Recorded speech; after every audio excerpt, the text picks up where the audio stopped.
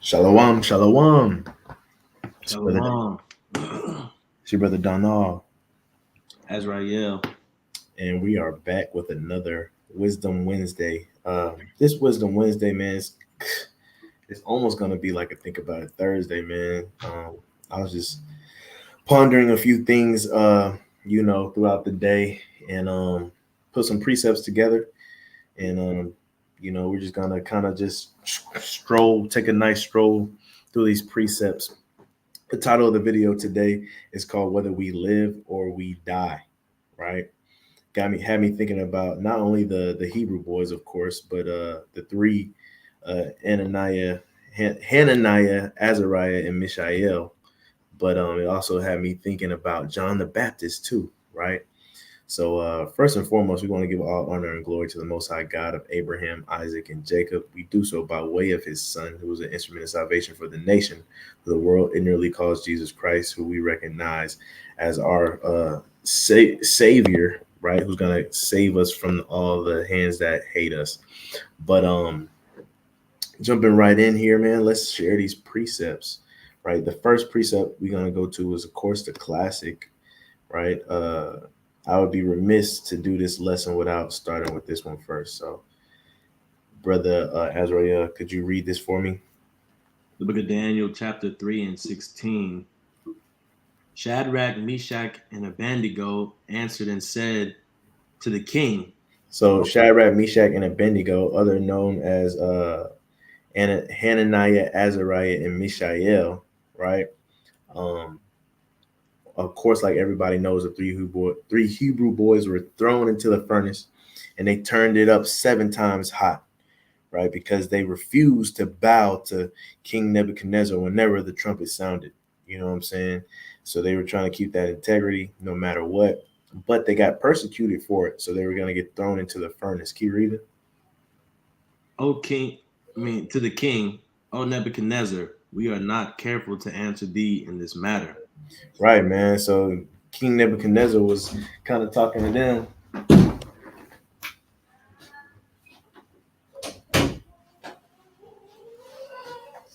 King Nebuchadnezzar was kind of talking to them, right? And asking them, like, are you guys sure you want to go through with this, right? And this is what they said to him. It's pretty much saying, hey, look, we're not careful in our speech when it comes to this matter, right? We know exactly what we mean, and we know exactly what we said, and we meant it, right? Can you read verse 17?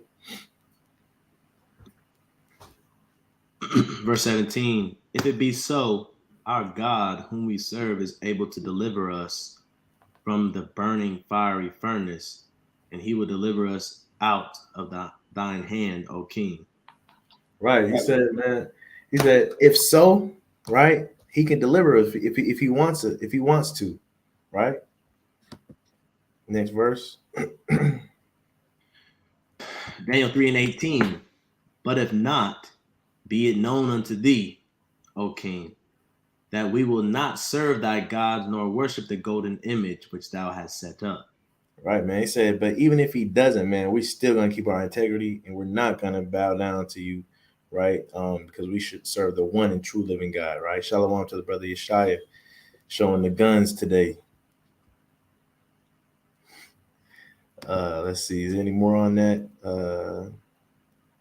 Kind of we can leave it at that, right? So they kept their integrity, pretty much saying whether we live or we die, right? We're going to serve the Lord, right? Um, let's read this one, right? Because I said, the three Hebrew boys, man, they're a staple. But I said, man, just thinking about this title of today, man, got me thinking about John the Baptist, right?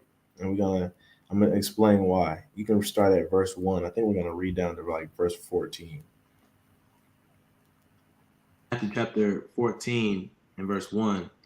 At that time, Herod the Tetrarch heard of the fame of Jesus and said unto the servants, this is John the Baptist.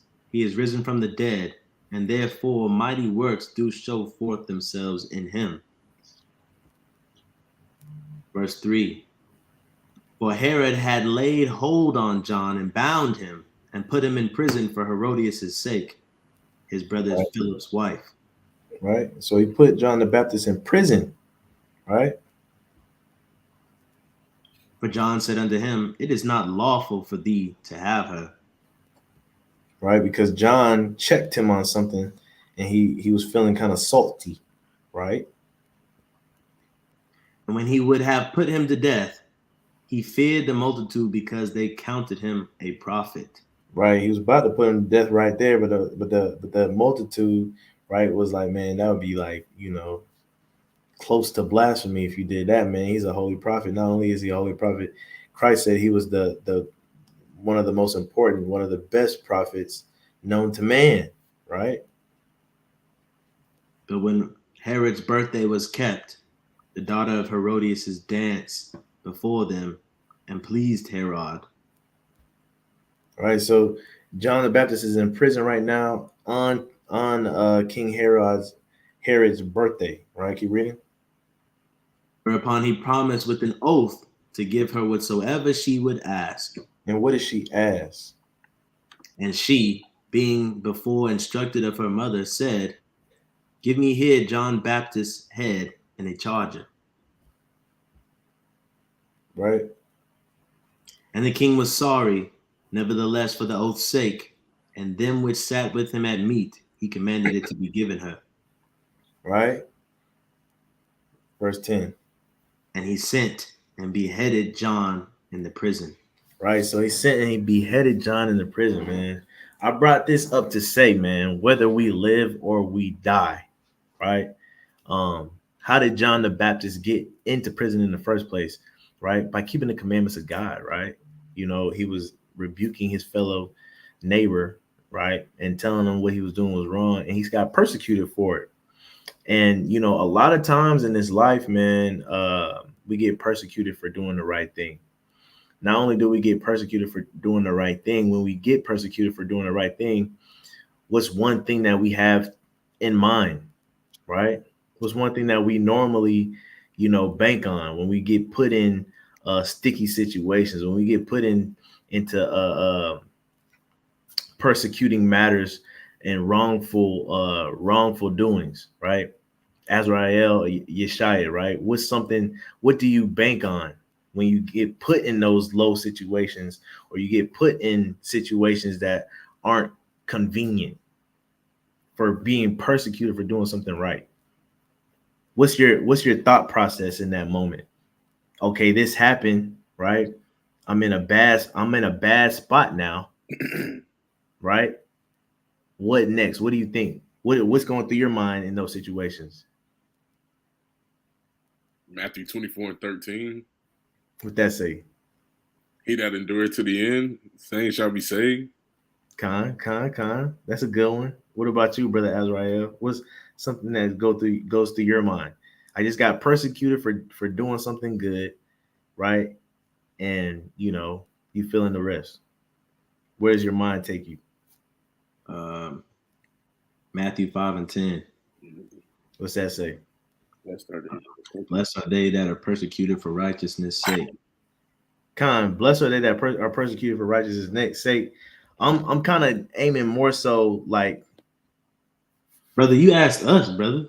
I know, right? I know it's blessed though. I know it's a blessing to get persecuted, right? But once you are in the state of persecution, right, what are you then, looking for? Salvation. You're looking for salvation, right? A lot of times when we get put in these situations, we get put in a position where we're hoping and looking towards salvation, right? Like when Daniel was in the lion's den, right? Many stories in the Bible we see, right?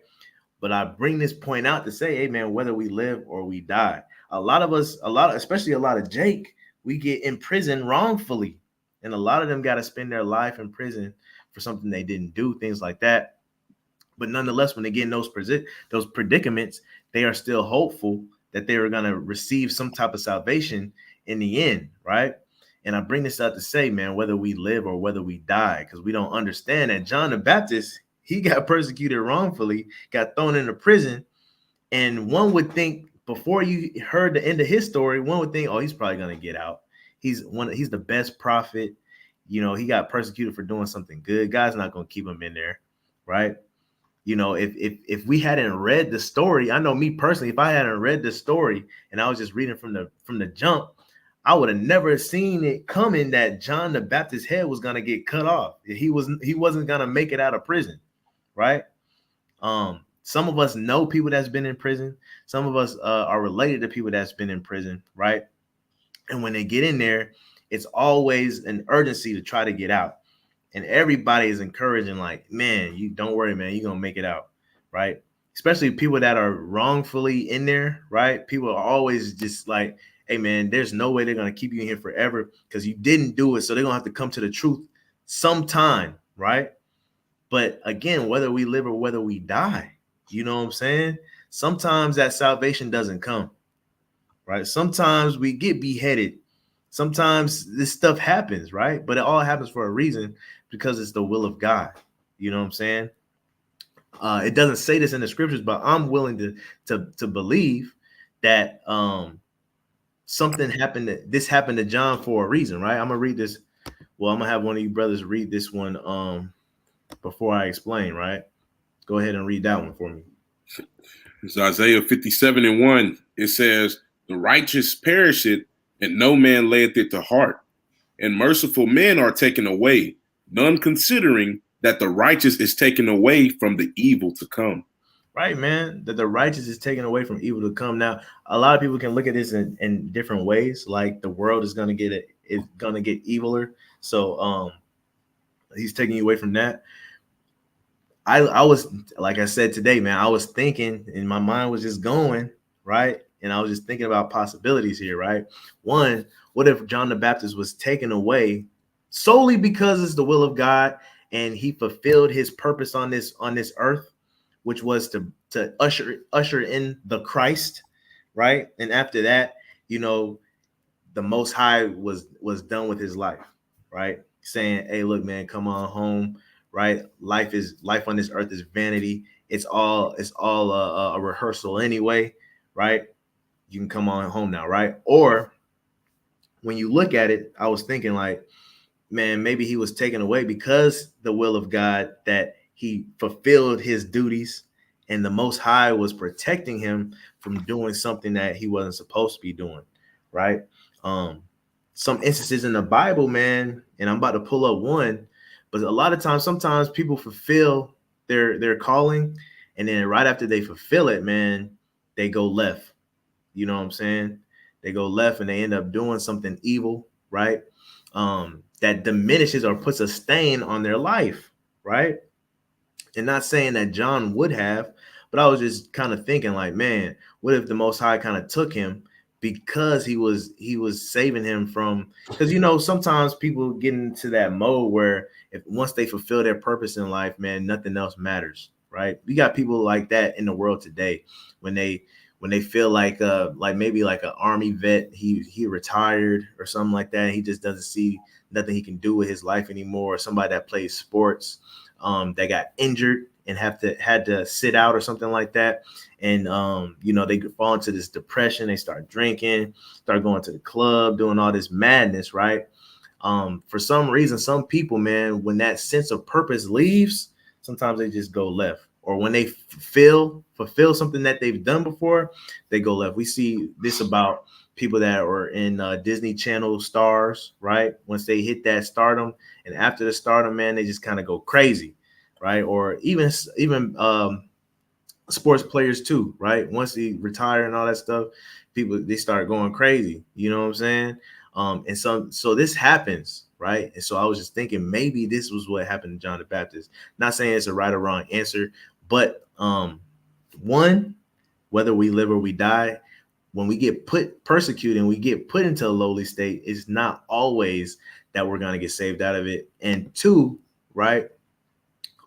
Whether we live or we die, maybe it was for a reason and it's the will of God, right? But I'm going to read this real quick. We're going to read about Noah, right? Yeah, man. Also, just thinking about John, it's a hard question to ask yourself am I willing to lose my life for the truth or for the gospel or for Christ, right? Because truth be told, a lot of us, we love our life a little bit more than we think we do, right? A lot of us, even inside of this truth, right, we claim to be mighty, but at a lot of times we don't take time to self-reflect and ask ourselves, if the time were to arise, am I ready? Am I ready to be bold and say, no, I'm not going to do that? Or am I ready to be bold enough to say no to somebody that's in sin, right? Or am I going to shy away from it, right? John, he didn't care that the king had power to kill him. He said, no, you're not supposed to have your brother's wife, bruh. That's fornication, right? Same thing with Nathan. Nathan, when the prophet Nathan went up to David, right? David could have, he don't know what spirit David could have been in. David could have killed him. But if you're a prophet of the Lord, you got to say, what's the truth? And you can't be ashamed or scared to do so. God, right? man. A lot of us, we too scared to even correct our family members, right? Or somebody in our household or some of our high school friends. If you too scared to correct somebody like that, then you got to ask yourself, am I ready to die for this truth? God, man.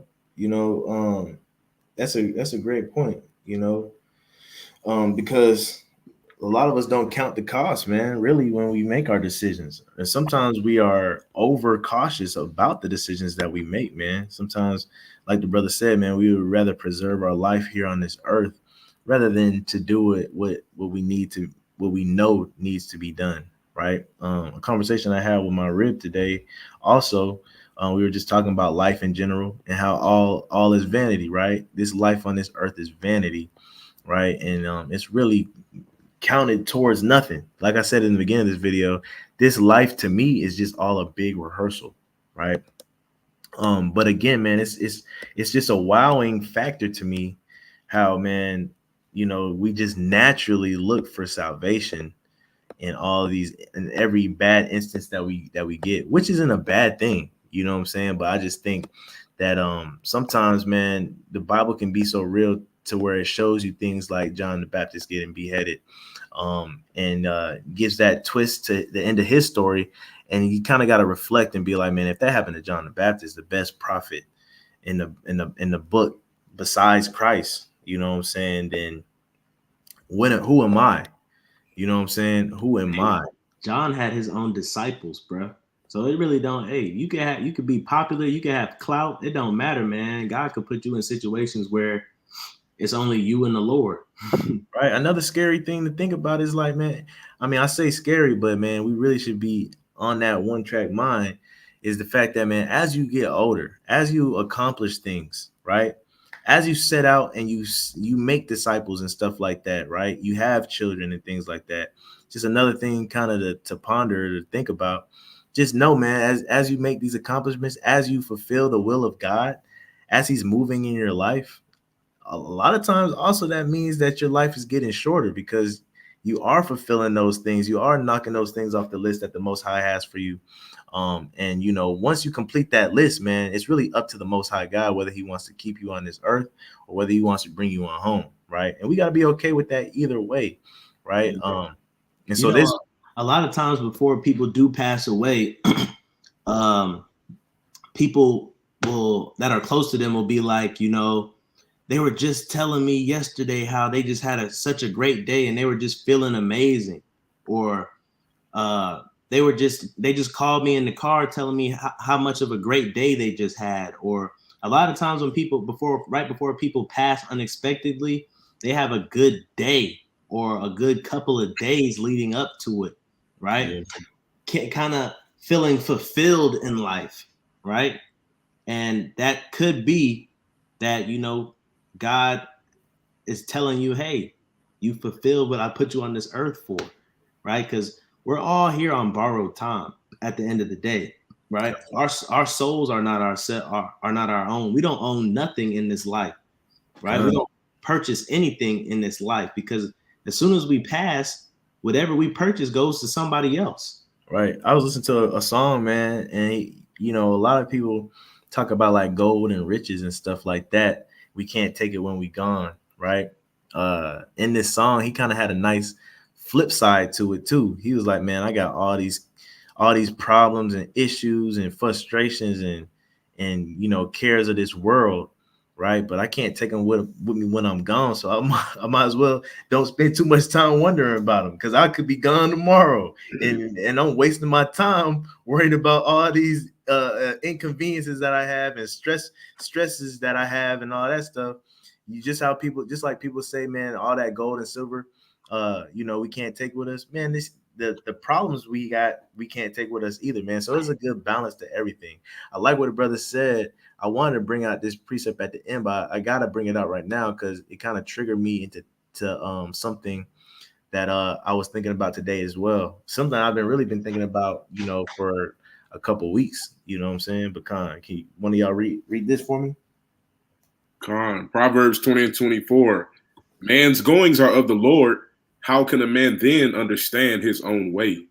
Man, I just got to thinking, man. I'll be driving sometimes and I'll be like, man, we really don't have. And matter of fact, I think we were talking about this on the way to camp one day or something like that, man, where I think Azrael was saying, we was talking about this at camp. We talk about it a lot at camp, actually, I think. But man, when you on your deathbed, you really have no control over your life. None of that. You know what I'm saying? And you talk about people that question if we have a creator or not. And one thing I always like to bring up is that, dude, you know how many systems that are working in your body, how intricate your body is. And you got the circulatory system, you got the respiratory system, digestive system, right? You got the skeletal system. All these things work involuntarily, right? Without you having to think about it. Somebody is controlling that. Somebody that there's a precept, that can blow your candle out at any moment. And that's just kind of something kind of crazy to think about, that, man, you just when, and a lot of times it happens, like the brother said, just when life gets good, right? It happens out of nowhere. And the crazy part is, man, you really can't control your own life, right? You can do everything by the book, right? You could be driving down the road, be at 10 and 2, have your seatbelt on, right? Driving the speed limit, and out of nowhere, somebody crash into you, right? And your life is gone just like that. And again, whether we live or we die, right? It's all the will of God at the end of the day, right? But I had to say that because the brother had me had it triggered in my mind. But getting back on topic, man, right? We were talking about John the Baptist, how he got beheaded, and how sometimes we get that through that purpose in our life, we fulfill what we were supposed to fill on this earth, and then sometimes we can go left. You know what I'm saying? And this isn't really. I know it's up for debate whether he went left or not, but nonetheless, I'm using it as an example, right? So this is Genesis chapter 9 and 20, right? This is Noah after they have gotten off the ark.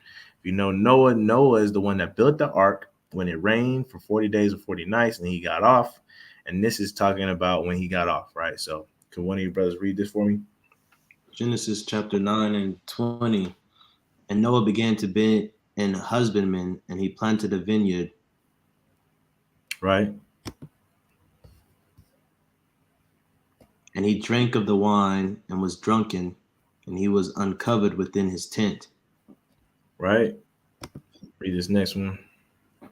And Ham, the father of Canaan, saw the nakedness of his father and told his two brethren without.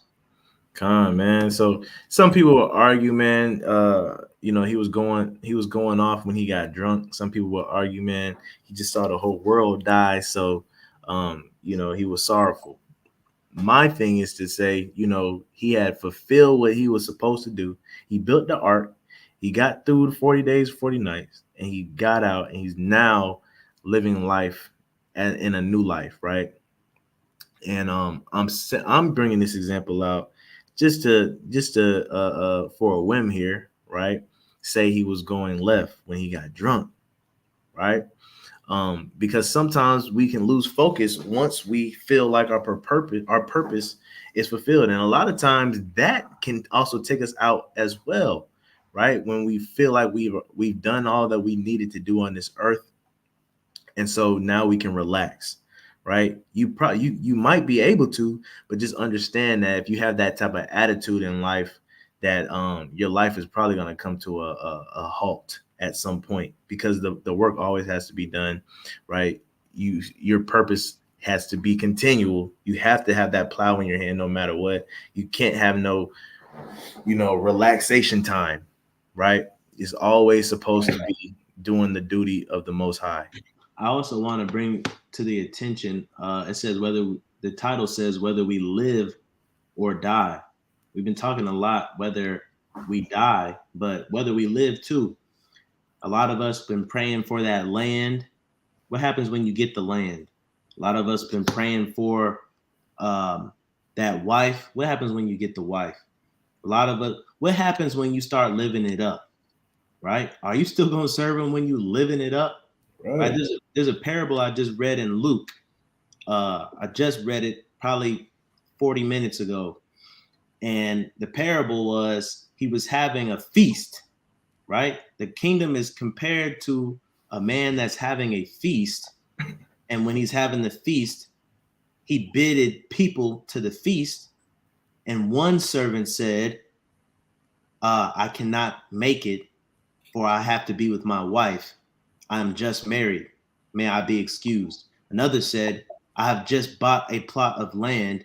May I be excused? Another had said, whatever the excuse was. They were making up excuses. And you know what the man of the feast said?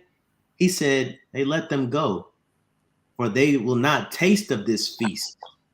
But go instead and get those that are poor and that are needy, because he know that they're going to show up, right? A lot of us, we make provisions in our life for the things that we prayed for instead of giving the attention to the person or the being or the power that gave us the thing that we prayed for.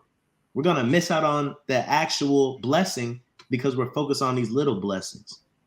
God, not only that, man, I like the point that you brought up in the beginning, man.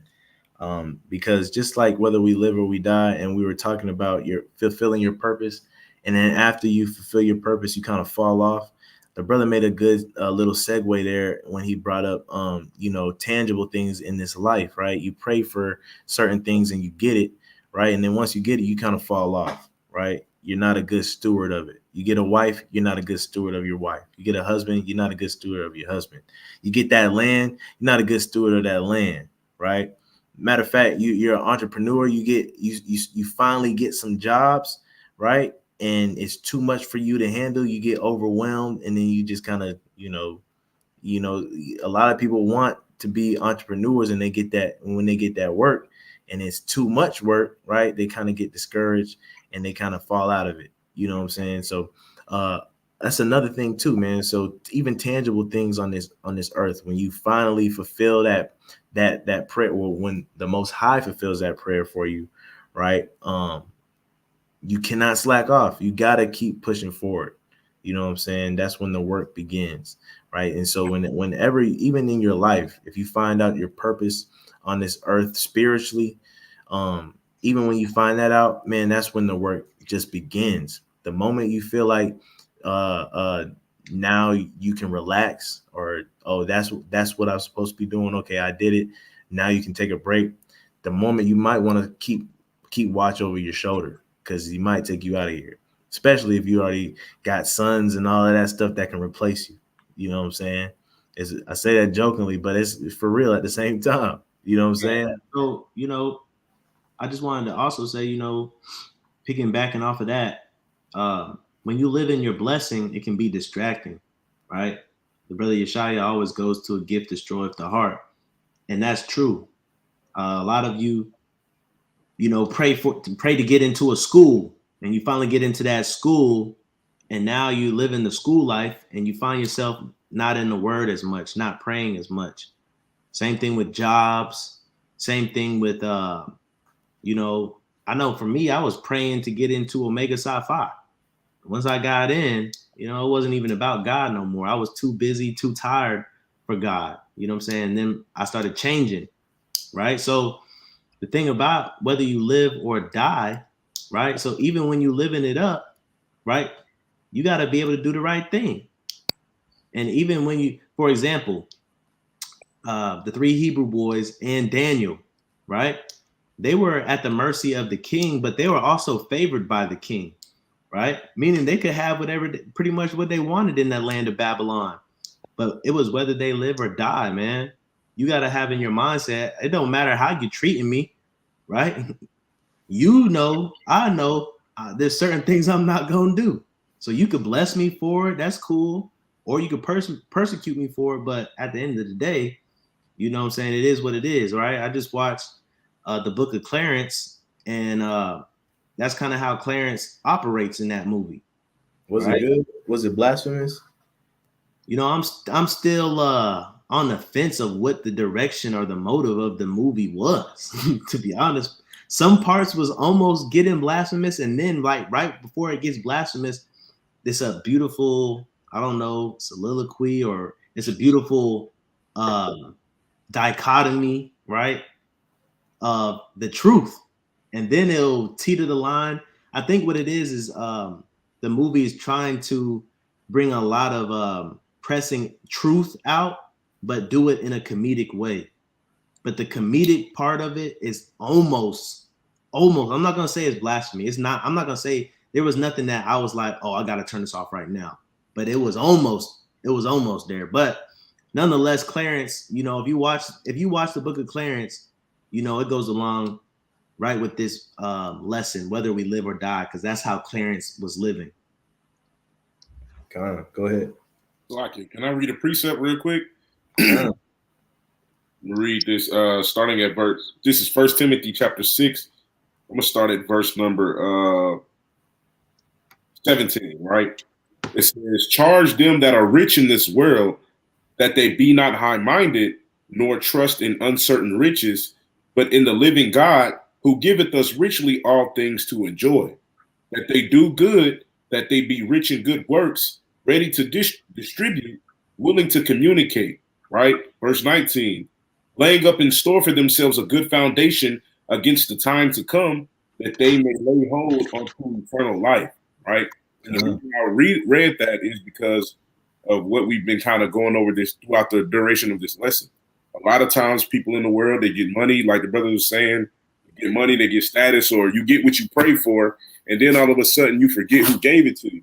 So then you start becoming high-minded. Well, this is good advice from Timothy saying, hey, look, don't be high-minded if you got that status, right? You need to lay up a good foundation according to the law of God. You know what I'm saying? That way, when it's your time to come, when it's your time to depart from this earth, when you fought the good fight, you can honestly say, like Paul said, I kept the faith, right?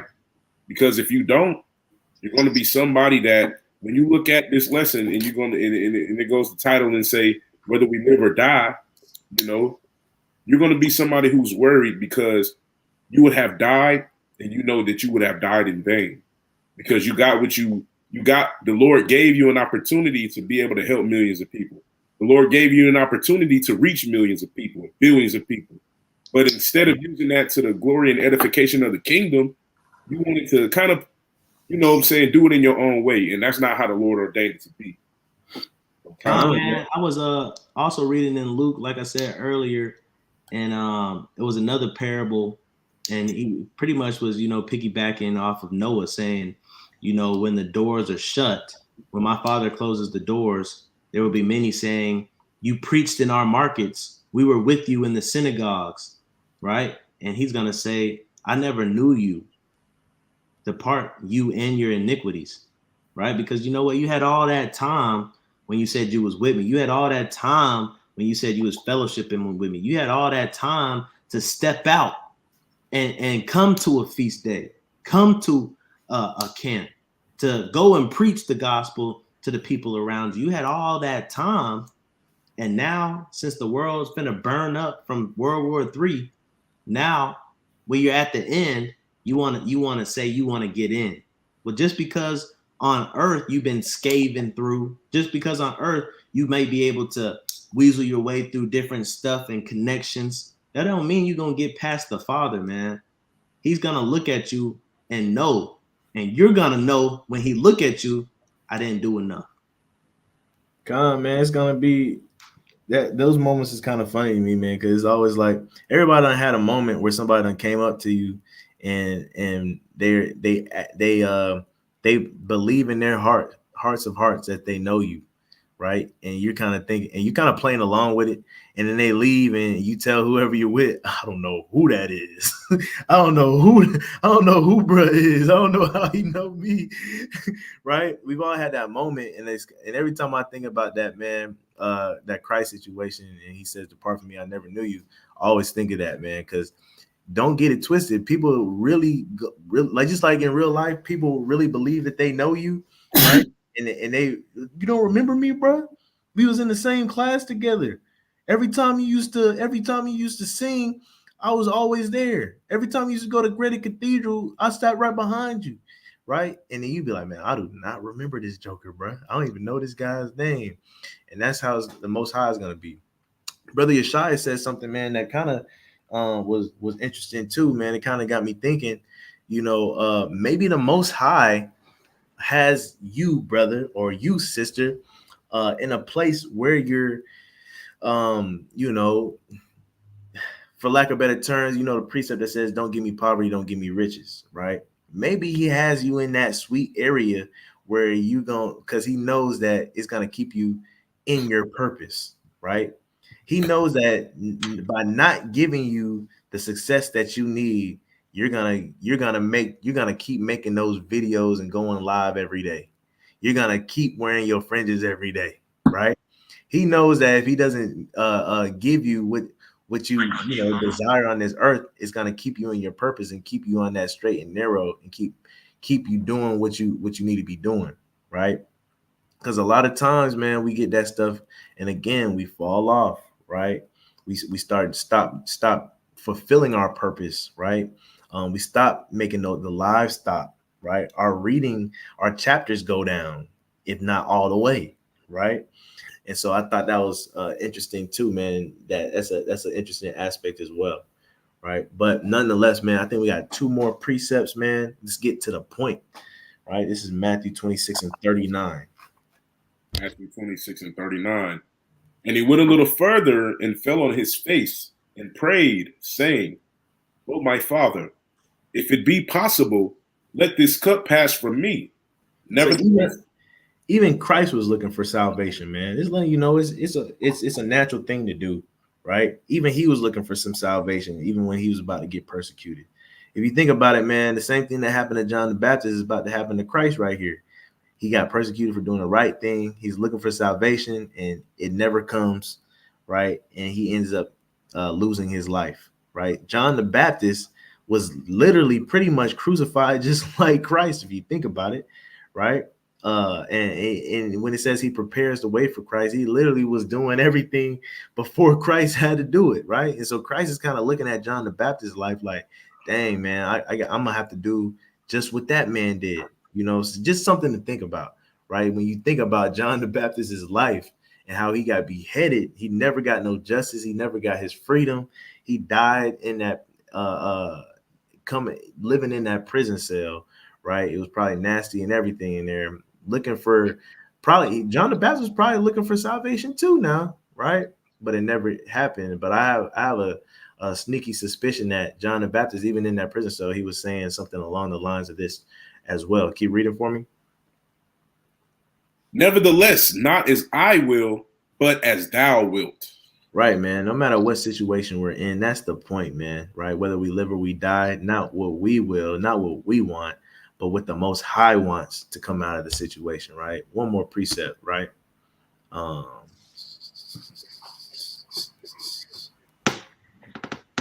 We start at 15 and then we read 16 too. This is Romans 9 and 15. And it reads, "For he said to Moses, I will have mercy on whom I will have mercy, and I will have compassion on whom I will have compassion." Right, man. He'll have mercy and he'll have compassion on who he wants to, right? Sometimes that mercy and that compassion is nowhere to be found, even for his anointed ones, right? And that's a tough pill to swallow. Keep reading. Gone. Verse 16. So then it is not of him that willeth, nor of him that runneth, but of God that sheweth mercy. Right, man. Romans 9 is a good chapter for this topic as well. It's not what who's willing. It's not who's trying to do the things, trying to do the actions in his life to try to direct his steps. You can't direct your own steps, man. You can't hope for your own will to be done, man, because at the end of the day, God is pulling the strings. He is the director. He is the producer, right? It's funny, man, because sometimes when you're watching a TV show, right, no matter what, the show has to go on. So you might have a favorite character, and sometimes that favorite character has to die, right? And when you die in a show, you ain't coming back. Sometimes off the scene, something happened. Maybe in Hollywood, a lot of crazy stuff happened. 9 times out of 10 is like sexual harassment or something going on behind the scenes or something like that, or some controversy happened behind the scenes and they have to X out a character, but it was your favorite character. No matter what, the show still has to go on, right? It's kind of like that in Game of Thrones too, where you're watching Game of Thrones and they introducing all these new people, and before you can even get comfortable with them, they dying. Right. But again, the show must go on. It's the same thing here. The show is going to go on no matter what. And God is pulling the strings. It's not of him that willeth, nor of him that runneth, but God that showeth mercy. One analogy that we always say, right, is that God is like us at the beach. We can build a sand castle up as mighty as we want to. Right before we leave the beach, though, a lot of us, what we're going to do, we're going to kick down that sand castle, right? And it's all up to us. We were controlling the strings on that sandcastle. But the thing is, man, that's sand, right? That you can form, that you can destroy. That's literally the Most High, right? He's doing the forming, he's doing the destroying, and we're at his will, right? So whether we live or we die, no matter what, man, it's his will over our will. You know what I'm saying? And we got to keep doing our purpose. We got to keep fulfilling the duty of man, and we can never waver, even in the times of persecution. I know that might be scary, man, but it's wisdom, right? And with that, man, that is my lesson for today. Any brothers have any precepts they want to give or any last words? Can you share your screen real quick and just go to Matthew 24? I know we already read it, but I want to read it again. 24 and 13. Con. It's like wait, scroll down again. I wanted to see if I wanted to read I don't want to read it. I can just start at 13. But I was gonna say it's just like the brother was saying, like the show must go on. Just like Chris Brown and Stump the Yard, man. Everybody for that movie to come out, seeing Breezy up in there, but when the movie started playing, bro got took out early. You know what I'm saying? And the show had to go on. And then it ended up being a good quality movie, but there's a lot of people who walked out the movie theater right when Cuz died because people like, hey, look, that's a great point, man. Because I want to go see it in theaters too, and so like it's just like this truth, man. When you come into this truth, you buy your ticket to come watch this show, to be a part of this show, right? And whatever happens is, man, the show must go on. And so, like the brother saying, some people walked out of that movie. Me personally, man, if I spend money on something, man, right, I'm not walking out, right? So when we went to go see it, and bruh ended up dying, in the first couple scenes, I wanted to walk out, but I had already paid my money. So I had to stay, man. The show had to go on. And what happens at the end? It was a good movie, even without him. You know what I'm saying? But sometimes that's how life is. And in the truth, right? You pay for this ticket and you say, hey, man, whatever happens, the show must go on. And a lot of times, right when we feel like walking away, walking out the theater, you know what I'm saying, it ends up being a good movie, right, for us in the end. So that's a mighty point. That's why I want to read this. It says, Matthew 24:13 says, again, but he that shall endure until the end, the same shall be saved. Sometimes, man, you got to endure, right? Don't walk out just because, life ain't going as you expect it to go. And don't walk out because at the end of the day, when you're in that tribulation, like the brother was talking about, it's only two things that's going to happen. You're either going to be saved in the physical, or the Lord is going to take you up out of here. And you just got to be content whichever way it goes. But the thing is, the main thing is to endure. You know what I'm saying? John probably could have pleaded for his life and said, look, if you don't behead me, I will serve you. If you don't behead me, I'll denounce my God. But you know what happened? 9 times out of 10, it was probably the same with the mother and the 7 sons that you read about in the book of 2 Maccabees, how he took that persecution with joyfulness, because the brother Azrael brought out, Matthew 5:10, blessed are they that are persecuted for righteousness' sake. I think it says, for theirs is the kingdom of heaven. You know what I'm saying? But all in all, I'm saying is just, like we say a lot, man, just continue to endure. Whatever the outcome is, all praise to the Most High. Is His will, not ours. Fear God, keep the commandments. That's the whole duty of man. So that's all. Can you stay in Matthew and go to 20 and verse 22?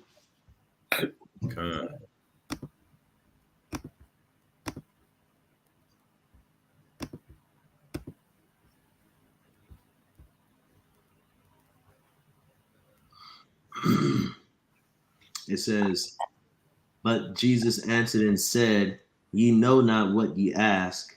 Are ye able to drink of the cup that I shall drink of, and to be baptized with the baptism that I am baptized with? They say unto him, we are able. And I'm reading this because the cup that Christ drank from was death, right? He came on a mission knowing his end was death, right? And he's asking James and John, which synonymously is us, are you able to drink of the same cup if it comes down to it? Whether you live or die, are you going to keep following me whether you live or die, right? And a lot of us, we got to ask ourselves that questions when we go to sleep at night. But Khan, man, that's all I want to say about it. Whether we live or die, man, you got to be able to be bold in your day of triumph or trial. Khan, man. Mighty precept. The brother Welded asked, he said, so you saying he died, talking about John the Baptist, he died because he finished his purpose? I'm not saying he died because he finished his purpose or not, right? But I'm just giving you something to think about. Something that as I was scrolling through the precepts, it was kind of interesting to think about that that just like when Christ was on the cross and he hung his head and he said it is finished, that maybe John the Baptist, when his head got when he got beheaded, that his fulfillment was finished as well. You never know. You know what I'm saying? Those are some things that kind of wonder about why the Most High chose to do that in that fashion, and but at the end of the day, like he says, his ways are higher than our ways, his thoughts are higher than our thoughts, and at the end of the day, whatever he thinks, whatever way he chooses to go, is his movie, is his show, and it's his will be done and not ours, right? But with that, man, we'll wrap it up. First and foremost, giving all honor and glory to the Most High God of Abraham, Isaac, and Jacob. We do so by way of his son, who's an instrument of salvation for the nation, right? Remember, if you're not helping to gather, you're helping to scatter, right? And so we get on this guy to make our calling and election sure, right? And hopefully you guys will do the same and find a way to spread this gospel, right? But till tomorrow, hopefully, Lord willing, think about it Thursday, coming to you guys, right? We say shalom.